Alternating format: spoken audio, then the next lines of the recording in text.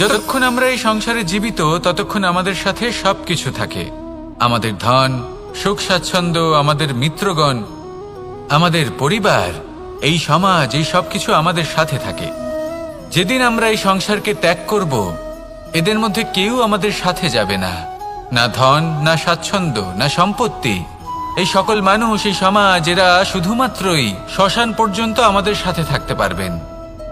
তারপরে যদি আমাদের সাথে কিছু যেতে পারে তাহলে তা শুধুই আমাদের ধর্ম। আর এই সংসারে আমরা নিজেদের যে সুনাম রেখে যাই সেটা সম্ভব শুধুমাত্র কর্মের দ্বারা। সেই জন্য সংসারে যতদিন পর্যন্ত জীবিত আছেন, যদি কিছু অর্জন করতে চান তাহলে ধর্ম অর্জন করুন, ধর্মের বিষয়ে স্পষ্টতা অর্জন করুন এবং কর্ম অর্জন করুন। এটাই হবে আপনার অতীত এবং এটাই হবে আপনার ভবিষ্যৎ, এবং এটাই সকলকে প্রেরণা প্রদান করবে। আসুন আমার সাথে ভালোবেসে বলুন, রাধা রাধা। সমুদ্র মন্থনের সময় দুই ধরনের রত্ন লাভ করা হয়েছিল। প্রথম হলাহল, যার প্রভাব থেকে এই সমস্ত সংসারের জীবের প্রাণ বাঁচানোর জন্য মহাদেব তাকে নিজের কণ্ঠে ধারণ করে নিয়েছিলেন। আর দ্বিতীয় অমৃত, যেটা কিঞ্চিত পরিমাণ মাত্রায় পাওয়া গেছিল। কখনো কখনো জীবনে এমন কোনো বস্তু যা আপনি প্রয়োজনের থেকেও অনেক বেশি মাত্রায় ভোগের জন্য লাভ করে থাকেন, তা আপনার জন্য বিষ প্রমাণিত হতে পারে। যেমন জল, প্রয়োজনের থেকে অনেক বেশি মাত্রায় যদি এই জল আসে তাহলে আপনার প্রাণ কাটতে পারে, কিন্তু পরিশ্রমের পরে এক পাত্র শীতল জল দ্বারা আপনি যদি স্নান করে নেন তাহলে তা আপনার শরীরের জন্য অমৃত হবে। পরিশ্রম করার পরে যদি আপনার শরীর এক পাত্র খাবার লাভ করে তাহলে তা আপনার শরীরের জন্য অমৃত। কিন্তু যদি কোনো পরিশ্রম না করেই আপনি দিনরাত শুধুই খাবার গ্রহণ করতে থাকেন তাহলে আপনার কাছে তা বিষ সমান। বিষ এবং অমৃত গ্রহণ করাটা আপনার উপরে নির্ভর করছে। কোনো বস্তু আপনার পক্ষে বিষও হতে পারে, আবার অমৃতও হতে পারে। নির্ভর করছে যে আপনি সেটা কিভাবে ব্যবহার করছেন, কতটা মাত্রায় ব্যবহার করছেন। আসুন আমার সাথে ভালোবেসে বলুন, রাধা রাধা। অনেক সময় আমাদের মনে এই ভাবনা আসে যে আমাদের নিরীহ স্বভাবের সুযোগ নিয়ে এই সংসারের মানুষ শুধু আমাদের দুঃখই দেয়। কতবার এমন মনে হয় যে আমরা সবাইকে সাহায্য করার জন্য এগিয়ে যাই আর সকলে আমাদেরই দোষ দেয়। অনেক সময় এমন মনে হয় যে আমরা শুধুই সৎকর্ম করি, সকলের ভালো চাই, কিন্তু সকলে আমাদেরই বিষয়ে খারাপ কথা বলতে থাকে। দুঃখ হয়, কিন্তু আমাদের এটা ভেবে দেখা উচিত যে মানুষ আম গাছের গায়ে পাথর ছোড়ে, শাল গাছের গায়ে পাথর কেন ছোড়ে না?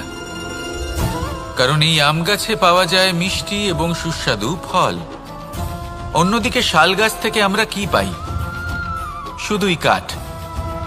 তাই যদি আপনাকে কেউ কথা শোনায়, আপনাকে কোনো কিছুতে বাধ্য করার চেষ্টা করে, আপনার বিষয়ে অনুচিত কথা বলে, তাহলে নিশ্চয়ই আপনার মধ্যে এমন বিশেষ কিছু আছে যা তাদের মধ্যে নেই।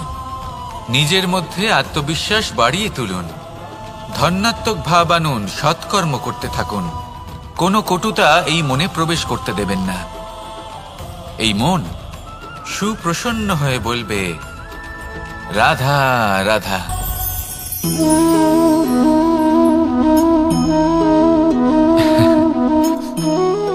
ঘুমের মধ্যে আমরা বিভিন্ন ধরনের স্বপ্ন দেখি, কিছু সুখের, কিছু দুঃখের, কিছু অত্যন্ত ভয়ানক। কিন্তু সত্যি কথা বলতে এর উপর আমাদের কোনো নিয়ন্ত্রণ নেই। কিন্তু আমি এমনও কিছু ব্যক্তিকে দেখেছি যারা খোলা চোখে স্বপ্ন দেখেন এবং তা যাপন করেন। নিজেদের একটা আলাদা স্বপ্ন নগরী আছে ওনাদের, সেখানেই জীবনযাপন করেন। আসল বাস্তবটা কি তাতে ওনাদের কিছুই যায় আসে না। এমন কিছু মানুষ আছেন যাদের কাছে বিন্দুমাত্র জ্ঞান নেই, সে না হয় ঠিক আছে, কিন্তু জ্ঞান এমনভাবে প্রদান করবেন যে মনে হবে সংসারের সমস্ত জ্ঞান তাদের কাছেই রয়েছে। এমন কিছু মানুষ আছেন যারা ভালোবাসতে জানেন না, আর তাও আমি মেনে নিলাম, কিন্তু কথা এমনভাবে বলবেন তাতে মনে হবে যেন প্রেমের বিষয়ে সবকিছু শুধুমাত্র ইনিই জানেন। এবার আমি এমন কথা অবশ্যই বলছি না যে আপনি এরকম করেন, কিন্তু যদি কোনো ব্যক্তি এরকম করেন তাহলে তার এটা মাথায় রাখা উচিত যে সেই ব্যক্তি অন্য কারোর সাথে নয়, নিজের সাথে অনুচিত করছেন। কারণ এমন কাজ করে উনি নিজের দোষ, নিজের অপগুণ সংসারের কাছে নয়, নিজের কাছে লুকোচ্ছেন। আপনি যদি নিজেকে বুঝতে না পারেন, সম্পূর্ণরূপে নিজেকে আকলন না করেন, নিজের অপগুণ, নিজের দোষ পূর্ণরূপে না বুঝতে পারেন, তাহলে এটা কি করে বুঝবেন যে নিজেকে কিভাবে শুধরে নিতে হবে? আপনাকে নিজের সত্য স্বীকার করতেই হবে, তারপরেই আপনি নিজেকে পরিবর্তন করতে পারবেন। তাহলে স্বপ্নে নয়, বাস্তবে বাঁচুন, আনন্দে বাঁচুন, আর আমার সাথে ভালোবেসে বলুন রাধা রাধা। ইচ্ছে বড়ই বিচিত্র জিনিস। এই ইচ্ছে যদি তা পূর্ণ না হয় তাহলে তা ক্রোধকে জন্ম দেয়, যদি তা পূর্ণ হয় তাহলে লোভকে জন্ম দেয়, যদি সময়ের মধ্যে পূর্ণ না হয় তাহলে শোককে জন্ম দেয়, আর যদি সময়ের পূর্বেই পূর্ণ হয়ে যায় তাহলে অহংকারকে জন্ম দেয়। সকলের ইচ্ছে থাকে, আপনারও অবশ্যই থাকবে, তা অবশ্যই পূরণ করবেন। কিন্তু একটা কথা মনে রাখবেন, আপনার এই জীবন এটা কোনোভাবেই আপনার ইচ্ছে পূরণ করার মাধ্যম নয়। এ হলো ধৈর্য সাধনের এক মাধ্যম, নিয়ন্ত্রণ করার এক মাধ্যম। নিয়ন্ত্রণ নিজের কামনার ওপর, নিজের ইচ্ছের ওপর, নিজের আবেগের ওপর। কারণ ইচ্ছে এটা হলো সেই অশ্বের মতো যা একবার লাগাম ছাড়া হয়ে গেলে, আপনার হাত থেকে যদি এই লাগাম বেরিয়ে যায় তাহলে তা আপনাকে সোজা বিনাশের পথে নিয়ে যেতে পারে। কিন্তু যদি আপনি একে নিয়ন্ত্রণ করতে পারেন তাহলে এটা আপনাকে সাফল্যের শিখরে অবশ্যই পৌঁছে দিতে পারে। তাহলে ইচ্ছেগুলিকে নিয়ন্ত্রণ করুন আর আমার সাথে ভালোবেসে বলুন রাধা রাধা। আমরা সকলে শক্তি অনুভব করতে চাই। এবার যদি আপনাকে জিজ্ঞেস করা হয় যে সবথেকে বেশি শক্তির অনুভব কোথা থেকে করা সম্ভব, তখন কেউ কেউ বলবেন পুষ্টিকর আহার গ্রহণ করলে, ব্যায়াম করলে, কেউ বলবেন ধন লাভ করলে, বন্ধুদের থেকে, পরিবারের থেকে, আদি ইত্যাদি। এইভাবে আপনি শক্তির অনুভব অবশ্যই করতে পারেন, কিন্তু সবথেকে বেশি শক্তির অনুভব যদি আপনি করতে চান তাহলে তা পাবেন শুধু একতার দ্বারা, সংগঠনের দ্বারা। যদি আপনাকে উদাহরণ দিই, নিজের এই হাতটাকে দেখুন, 5টা আঙুল রয়েছে। কোনো একটা বস্তুকে নিজের একটা আঙুল দ্বারা তুলে ধরার চেষ্টা করে দেখুন, বড়ই কষ্ট হবে। তখন আপনি বুঝতে পারবেন যখন এই 5টি আঙুল একত্রিত হয় তখন কোনো কাজ কতটা সহজ হতে পারে। এটাই হলো শক্তি, একতার। সবথেকে ভালো উদাহরণ যদি আপনাকে দিই তাহলে বাঁশি। এই বাঁশি থেকে অত্যন্ত মধুর সুর নির্গত হয় যা সবার মন প্রসন্ন করে দেয়। এই কথা সত্যি, কিন্তু এই বাঁশি আমি একটা বা দুটো আঙুল দিয়ে বাজাতে পারবো না। আমাকে প্রত্যেকটা আঙুল ব্যবহার করতেই হবে, তবেই এর থেকে মধুর সুর নির্গত হবে যা সকলকে প্রসন্ন করবে, ঠিক কিনা? ঠিক এইভাবেই যদি আপনি চান যে আপনার জীবনরূপী বাঁশি থেকেও মধুর সুর নির্গত হোক বা সবার মনকে প্রসন্ন করে তুলুক, তাহলে আপনাকেও জীবনে একতা নিয়ে আসতেই হবে। আপনি একাও কর্ম করতে পারেন, পথ চলতেও পারেন, সামনেও এগোতে পারেন, সাফল্যও লাভ করতে পারেন। কিন্তু যখন সকলে একসাথে এগোবেন, সেই পথে চলবেন, সেই কর্মই করবেন, তখন লক্ষ্যে অবশ্যই পৌঁছবেন, সাফল্য অবশ্যই লাভ করবেন।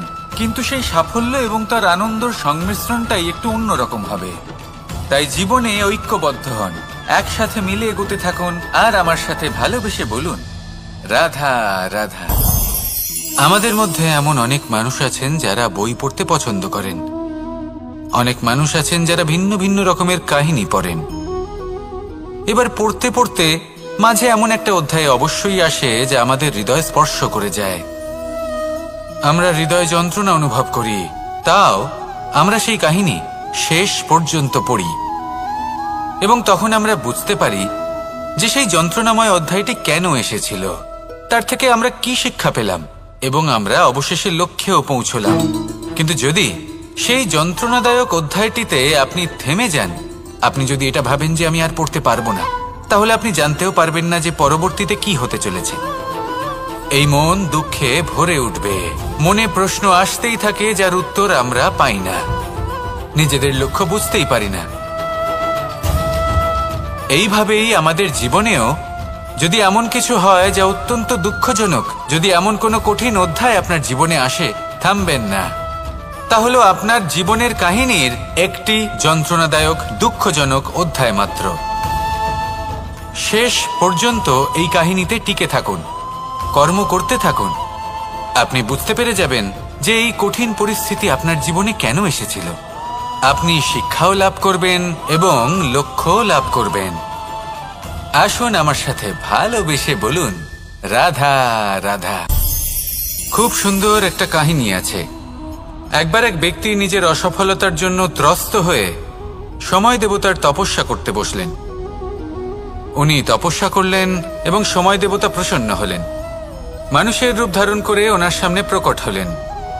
এবার সেই ব্যক্তি ওনাকে জিজ্ঞেস করলেন যে কি এমন আছে যার জন্য আপনি বারবার জয়ী হন আর আমি চিরকাল পরাজিত হয়ে থাকি? কেন এত পরিশ্রম করা সত্ত্বেও আমি সাফল্য লাভ করতে পারি না? তখন সময় দেবতা উত্তর দিলেন যে দিন হোক বা রাত, ঝড় হোক বা ভূমিকম্প, রোদ হোক বা বৃষ্টি হোক, সময়ের সূত্রপাত হোক বা প্রলয়, আমি থামি না, আমি চলতেই থাকি। আর সেই জন্য যিনি থেমে যান তিনি পরাজিত হন আর আমি জয়ী হই। এটাই আমাদের শিখতে হবে।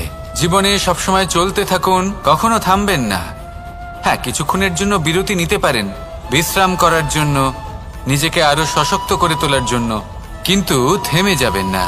নিরন্তর কর্ম করতে থাকুন, পরিশ্রম করতে থাকুন, তবেই এই সংসার আপনাকে মনে রাখবে। আসুন আমার সাথে ভালোবেসে বলুন, রাধা রাধা। বস্ত্র আমাদের সকলের প্রিয়, এটা আমাদের জীবনযাপনের জন্য প্রয়োজনীয়। আমরা সবসময় চেষ্টা করি সেই বস্ত্র পরতে যা পরলে আমাদের দেখতে ভালো লাগে। কিন্তু কখনো এই কথা ভেবে দেখেছেন যে কিছু বস্ত্র যদি স্বচ্ছ হয় তাহলে তা পুরনো হলেও দেখতে ভালো লাগে?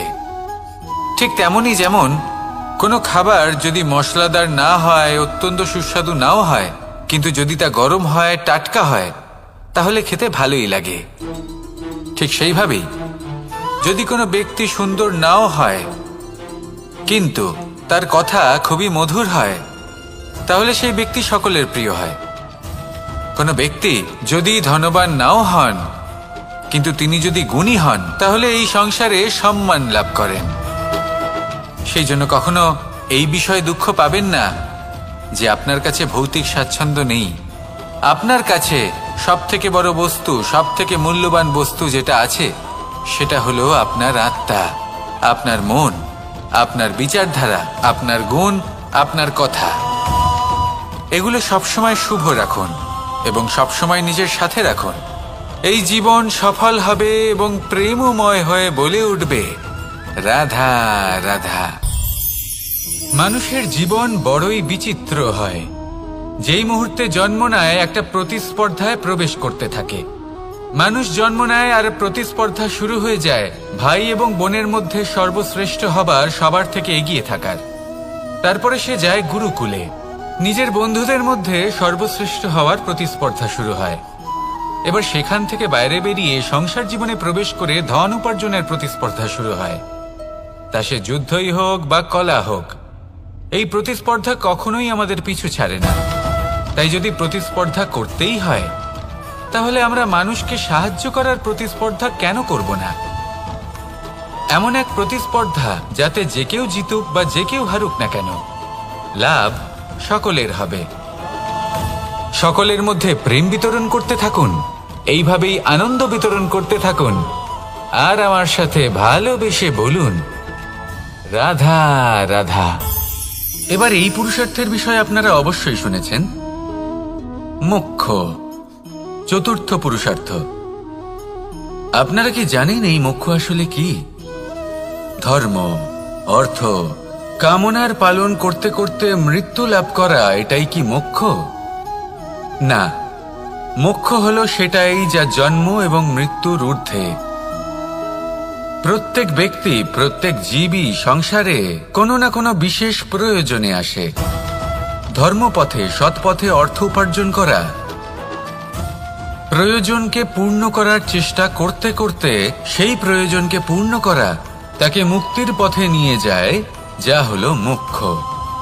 যদি এই মোক্ষ লাভ না হয় তাহলে মানুষ জন্ম এবং মৃত্যুর এই চক্রে বারবার ফিরে আসবে।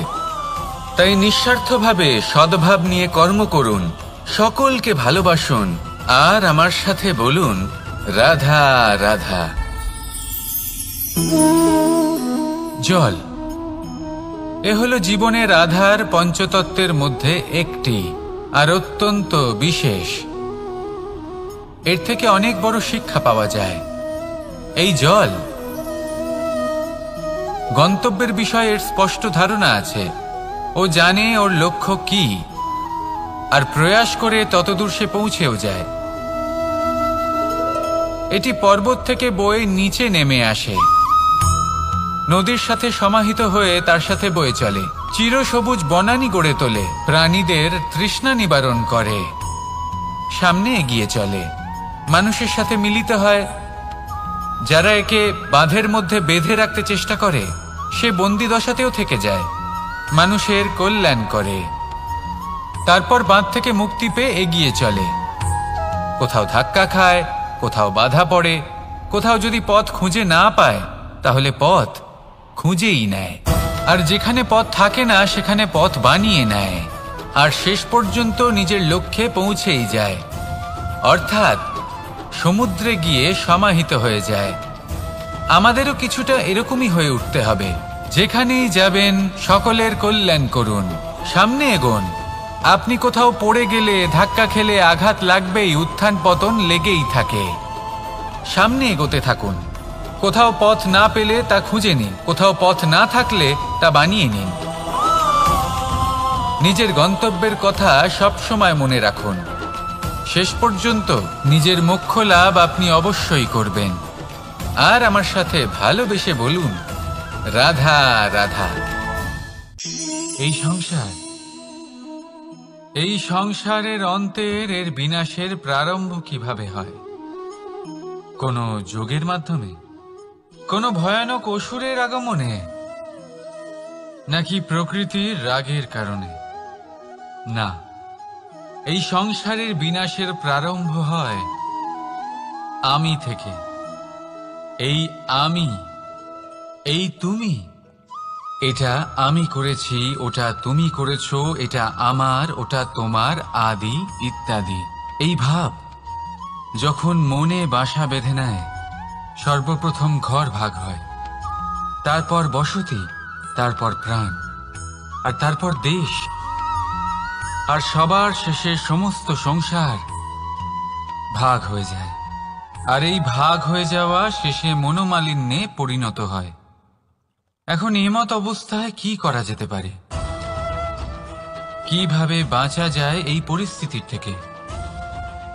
কিভাবে দূরে থাকা যায় এই বিনাশের থেকে?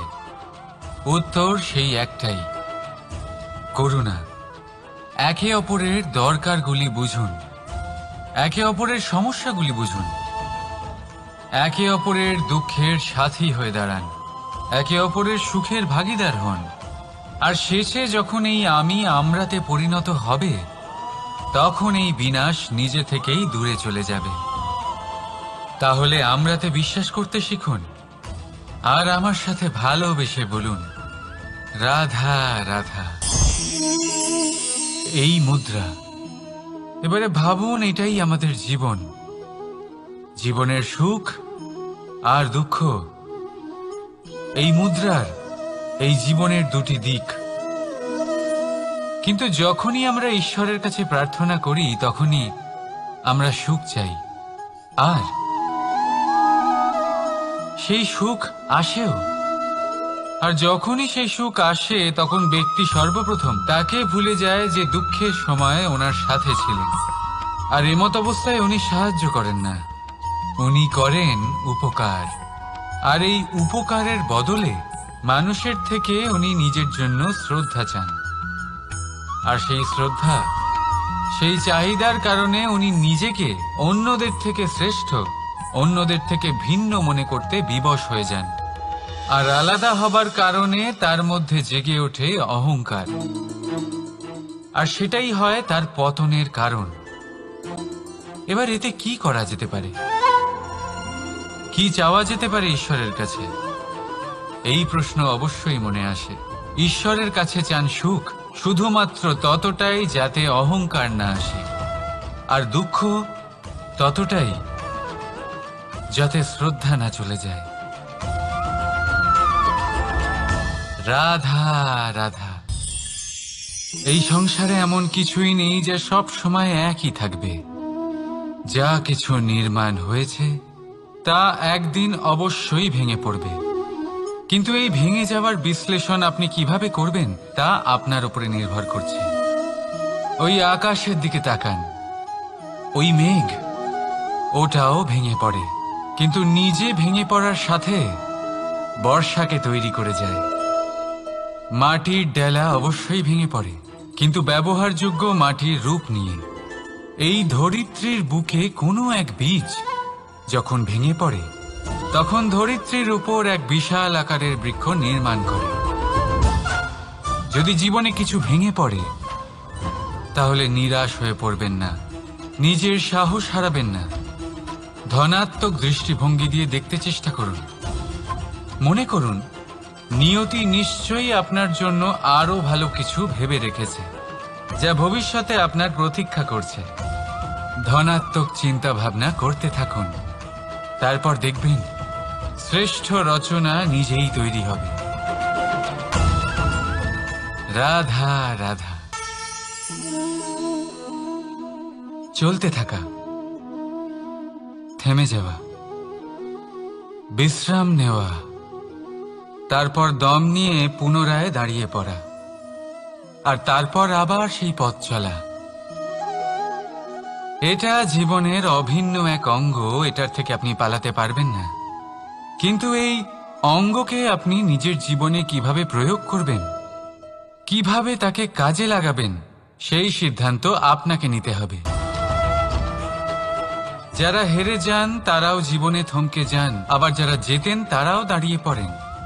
যারা হেরে যান তারা হাঁপিয়ে দাঁড়িয়ে পড়েন, যারা জিতে যান তারা দাঁড়িয়ে পড়েন সেই সর্বোচ্চ স্তরে পৌঁছে গিয়ে। এবার দাঁড়াতে তো আপনাকে হবেই, তা হতেই হবে, কিন্তু কখন কিভাবে দাঁড়াবেন, ক্লান্ত হয়ে নাকি সর্বোচ্চ স্তরে পৌঁছে গিয়ে, সেই সিদ্ধান্ত আপনার। অবশ্যই দাঁড়িয়ে পড়ুন, কিন্তু ক্লান্ত হয়ে নয়, কারণ আপনাকে পুনরায় দাঁড়িয়ে পড়তে হবে, পুনরায় যাত্রাপথে এগোতে হবে এবং সর্বোচ্চ স্তরে পৌঁছতেই হবে। রাধা রাধা। স্বপ্ন, আমরা জীবনে স্বপ্ন দেখতে থাকি, সেটা পূরণ করার পূর্ণ প্রয়াস করে থাকি, কিন্তু এই স্বপ্ন পূরণ না হওয়ার পরিস্থিতিতে আমরা ভেঙে পড়ি, ছিন্ন বিচ্ছিন্ন হই, আর তারপর এই বোঝা আমরা আগামী প্রজন্মের ওপর রীতিমতো চাপিয়ে দিই। আমরা এটাই মনে করি যে আমরা যেটা হতে পারিনি সেটা আমাদের সন্তান অবশ্যই হবে। আমরা যা কখনো পাইনি আমাদের সন্তান অবশ্যই তা পাবে। এটা যে অনুচিত সেটা আমরা ভাবি না, কিন্তু এটা ভুল, আর এই ভুল আমরা সকলেই করে থাকি। সন্তান প্রকৃতি আর পরমাত্মার আশীর্বাদ, ওদের ভেতরে তাদের নিজের একটা অস্তিত্ব লুকিয়ে থাকে, সেটা মন দিয়ে দেখুন তো। আপনি শুধু ওই সন্তানকে জন্ম দিয়েছেন, কিন্তু ওর জীবন আপনার নয়।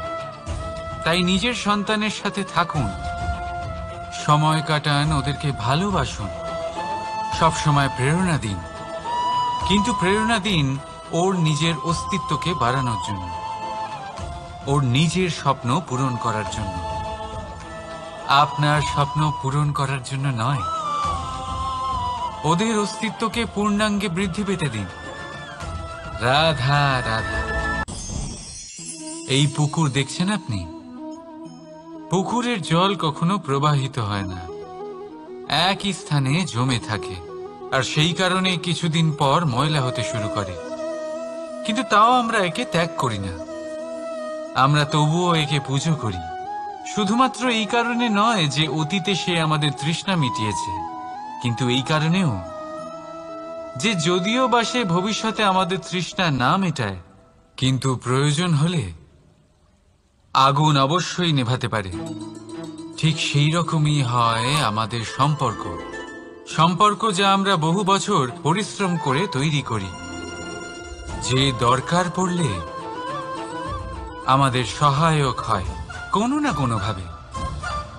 সেই জন্য সম্মান করতে শিখুন এই সম্পর্কগুলিকে, শিখুন এই সম্পর্কগুলিকে অটুট রাখতে। কথায় কথায় এই সম্পর্কগুলিকে ভেঙে দিতে শিখবেন না। রাধা রাধা। বিষ, এই শব্দটা শুনলেই মনে অনেক কল্পনা জন্ম নেয়। কল্পনা অসহ্যকর তিক্ততা, কল্পনা অত্যন্ত বেদনাদায়ক মৃত্যু। এবার যদি আপনাকে জিজ্ঞেস করা হয় যে সবচেয়ে বিষাক্ত বিষ কোনটা, তাহলে আপনি কি বলবেন? কেউ বলবে সর্পের বিষ, কেউ বলবে কাঁকড়া বিছের, কেউ বলবে কালকিউটের বিষ। কিন্তু না, এই সমস্ত রকম বিষ সেই বিষের সামনে টিকতে পারবে না যাকে আমরা বলে থাকি কানের মধ্যে ঢালা বিষ। শুনতে অত্যন্ত মিষ্টি, কিন্তু তিক্ততায় অত্যন্ত বিষাক্ত। পেটের মধ্যে যাওয়া এই বিষ শুধুমাত্র একটি মানুষের মৃত্যুর কারণ হয়, কেবল একটি। কিন্তু কানের মধ্যে ঢালা এই বিষ একাধিক সম্পর্কের নাশ করতে পারে। আর এটাতে সেই ব্যক্তির ভুল নেই যে আপনার কানে বিষ ভরেছে, আপনি তাকে দোষ দিতে পারেন না। এখানে দোষ আপনার নিজের, যে এই বিষকে আপনি নিজের উপরে প্রভাব ফেলতে দিয়েছেন, এই বিষকে সুযোগ দিয়েছেন আপনার ক্ষতি করতে। এটা আপনার ভুল। সেই জন্য কুমন্ত্রণায় কখনো কান দেবেন না। আপনার মনে ভালোবাসার দৃঢ়তা জাগিয়ে তুলুন আর নষ্ট করে দিন এই সংসারের সমস্ত বিষের প্রভাবকে। রাধা রাধা। জীবন, আমাদের এই জীবন, সুখ আর দুঃখ, এই দুইয়ের মিশ্রণ। এদের সংমিশ্রণই জীবনের ভারসাম্য বজায় রাখে। এখন এই সুখ এমন এক বস্তু যাকে সবাই খুঁজে চলেছে। দুঃখ এমন এক অনুভূতি যা সবার কাছে আছে। আমাদের প্রত্যেকের জীবনে সুখ আর দুঃখ আসতে থাকবে আর যেতেও থাকবে। এটা অবশ্যই জীবনে থাকবে, কিন্তু সফলতা এটা সবার জীবনে আসে না। কেন? কারণ এই সফলতা সুখ আর দুঃখের দ্বারা প্রাপ্ত হয় না। সফলতা প্রাপ্ত হয় নিজের উপরে বিশ্বাস করতে থাকলে। আকাশের ওই সূর্যকে দেখুন, সূর্যের বিশ্বাস আছে নিজের উপর যে সে সমস্ত জগৎকে আলোকিত করতে পারবে, নিজের প্রথম রশ্মি দিয়ে অন্ধকারকে দূর করতে পারবে। সূর্য এই বিশ্বাস নিয়েই আসে, আর কিছুক্ষণের মধ্যেই সমস্ত সংসার থেকে অন্ধকারকে বিনাশ করে ফেলে সে। তাহলে মনে রাখবেন, এই সুখের আভাস, এই দুঃখের অনুভূতি আসতেও থাকবে আর যেতেও থাকবে। শুধু নিজের উপরে বিশ্বাস রাখুন, তারপর দেখবেন এই সফলতা আপনার দাস হয়ে থাকবে। রাধা রাধা। চাঁদ কত শ্রেয়, শুভ্র, কত সুন্দর, কিন্তু যদি আপনি মনোযোগ সহকারে দেখেন তাহলে দেখবেন এই চাঁদেও দাগ আছে। আর এই দাগগুলি থাকার কারণে কি এই চাঁদের মাহাত্ম্য কখনো কমে যায়? কখনো নয়। এর কারণ হলো চাঁদের নিরন্তর চেষ্টা। একবার এই আকাশে দেখুন, এই অন্ধকার সবসময় চেষ্টা করে চাঁদকে ঢেকে দেওয়া, কিন্তু এই চাঁদ সবসময় এই অন্ধকারের সাথে লড়াই করতে থাকে। অমাবস্যা থেকে শুরু করে চাঁদের এই যাত্রা পূর্ণিমা অবধি পৌঁছেই যায়, আর তাই এই চাঁদের পুজো করা হয়। এই কারণে এই চাঁদকে মাহাত্ম্য দেওয়া হয়। এইভাবেই যদি আপনার মধ্যে কোনো দোষ থাকে, কোনো খারাপ কিছু থাকে, তাহলে সেটা কোনো বড় ব্যাপার নয়। চেষ্টা করুন সেটাকে শুধরে নেওয়ার, কিন্তু সেই কারণে নিজেকে খারাপ মনে করা এটা অনুচিত। নিজের ভুলগুলো, নিজের দোষগুলো, নিজের খারাপ দিকের কথা ভুলে আপনি এই সংসারের ভালোর দিকে প্রস্থান করেই দেখুন না। আপনি দেখবেন আপনার অন্তরের তেজ ঠিকরে বেরোচ্ছে। রাধা রাধা। এই পিঁপড়েদের দেখছেন আপনি? সবাই একই রকমের। এদের মধ্যে তফাৎ খুঁজে বার করা অসম্ভব। মনে হয় যেন ওদের আলাদা আলাদা অস্তিত্বই নেই। কিন্তু যদি আপনি মন দিয়ে দেখেন, তাহলে দেখবেন প্রতিটা পিঁপড়ের আলাদা কাজ নির্ধারিত। তাদের আলাদা অস্তিত্ব আছে। কেউ বাড়ি বানানোর জন্য মাটি সংগ্রহ করতে পটু, কেউ ঢিপি বানাতে পটু, কেউ খাবার খোঁজায় পটু, আবার কেউ সেই খাবার আনায় পটু। ঠিক সেরকমই হয় মানুষেরা। মনে হতেই পারে সবাই একই রকম, কিন্তু প্রতিটা মানুষের ব্যক্তিত্ব, প্রতিটা মানুষের অস্তিত্ব ভিন্ন হয়। আর সত্যি কথা বলতে কি, প্রতিটা মানুষের ভিন্নতাই আমাদের প্রগতির দিকে নিয়ে যায়। ভাবুন, যদি আপনাকে কারোর সাথে হাত মিলিয়ে চলতে হয়, তাহলে আপনাকে আপনার সোজা হাত তার উল্টো হাতে ধরে এগোতে হবে। এটাই সৃষ্টিকর্তার সৃষ্টির নিয়ম। ভিন্নতা, এই ভিন্নতাকে আশীর্বাদ ভেবে চলুন। এতে কোনো খারাপ নেই। রাধা রাধা। দাদা আমাকে বহুবার জিজ্ঞেস করেন যে, কানাই, তুমি রাধার সাথে এই সংসারকে প্রেম শেখাতে এসেছো, তাহলে কেন তুমি রাধাকে এত বিরক্ত করো? কেন ও তোমাকে বিরক্ত করে? কেন এই ঝগড়াঝাটি হয়? কেন এই টানাপোড়েন চলে? এবার এটার উত্তর আমি কিছুটা এইভাবে দিতে চাই। পিঁপড়ে সেই বাড়িতেই প্রবেশ করে যেখানে মধু উপস্থিত আছে। যদি আপনার বাড়িতে মধু থাকে, কোনো মিষ্টি জিনিস থাকে, মিষ্টত্ব থাকে, তাহলে পিঁপড়ে সেখানে অবশ্যই প্রবেশ করবে। ঠিক এইরকমই হয় আমাদের সম্পর্ক। এর মধ্যে ছোটখাটো ঝগড়াঝাটি, টানাপোড়েন, রাগ করা, মন ভাঙানো, এই সব তো চলতেই থাকে। বিশেষ করে সেই সম্পর্কগুলিতে যেখানে মিষ্টত্ব আছে। মনে রাখবেন, যেই সম্পর্কে কোনো খুনসুটি নেই, রাগ করা, মান ভাঙানো নেই, কোনো ছোটখাটো ঝগড়াঝাটি নেই, সেই সম্পর্ক শুধুমাত্র মস্তিষ্ক দিয়ে পালন করা হচ্ছে, মন থেকে নয়। তাই মন থেকে ভালোবাসতে শিখুন। আর এই ছোটখাটো ঝগড়াঝাটির, এই অম্ল মধুর খুনসুটির আনন্দ উপভোগ করুন, কারণ এতেও ভালোবাসা আছে। রাধা রাধা। এই পুস্তক বড়ই কাজের জিনিস। কাহিনী হোক, কবিতা হোক, স্মৃতি হোক, এতে যাই লিখে দেবেন তা ভবিষ্যতের পুঁজি হয়ে যাবে। কিন্তু যদি কখনো এমন হয় যে এই পুস্তক ময়লা হয়ে যায়, বা যদি কোনো পাতায় আপনি ভুল করে কালি ফেলে দেন, বা কোনো বাক্য লিখতে গিয়ে আপনি ভুল করে ফেলেন, তাহলে আপনি কি করেন?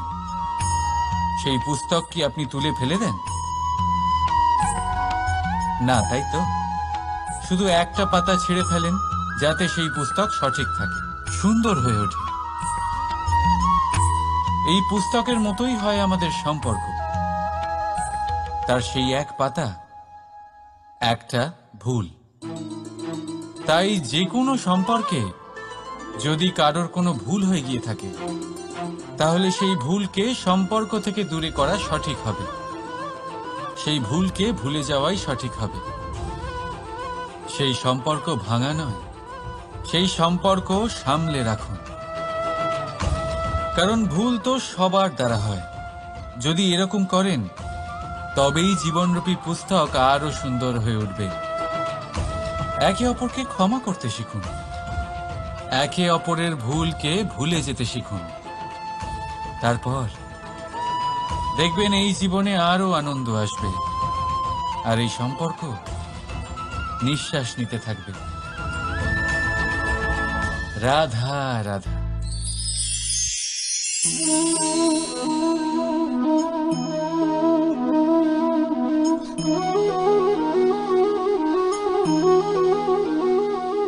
আমার এই ছায়া দেখতে পাচ্ছেন আপনি?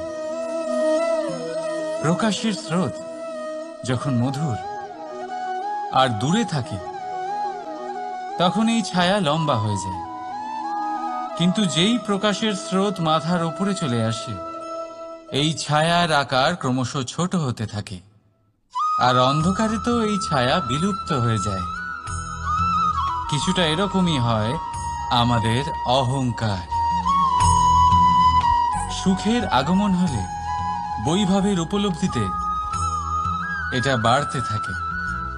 কিন্তু যেই সংকটের তাপ বেড়ে ওঠে, অহংকার ছোট হতে থাকে।